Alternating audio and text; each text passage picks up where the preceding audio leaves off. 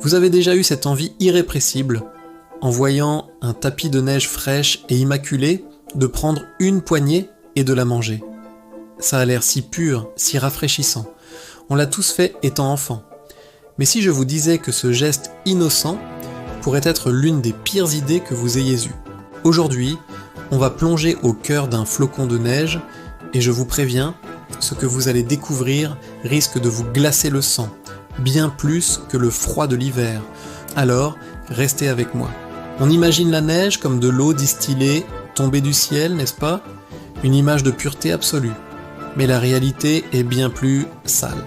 Pour comprendre, il faut savoir comment un flocon se forme.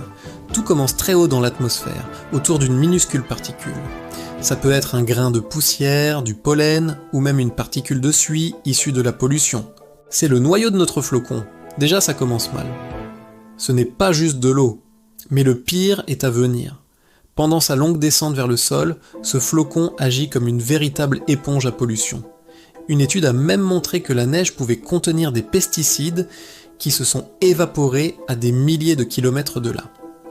Votre joli flocon blanc est en fait un cocktail chimique. Et ce n'est pas tout, préparons-nous à zoomer. Si on plaçait un échantillon de cette neige, même la plus blanche et la plus propre en apparence, sous un microscope électronique, le spectacle serait choquant. Vous pensiez voir de jolis cristaux de glace? Vous verriez surtout des colonies entières de bactéries bien vivantes qui prospèrent dans ce milieu froid. Ces micro-organismes sont partout dans l'air et la neige les ramasse comme un aspirateur. Mais attendez, le festival des horreurs ne fait que commencer. Entre les cristaux de glace, on trouverait des particules noires et granuleuses. C'est du carbone suie, des résidus de combustion, autrement dit de la pollution bien visible. On verrait aussi des fragments colorés, des fibres minuscules.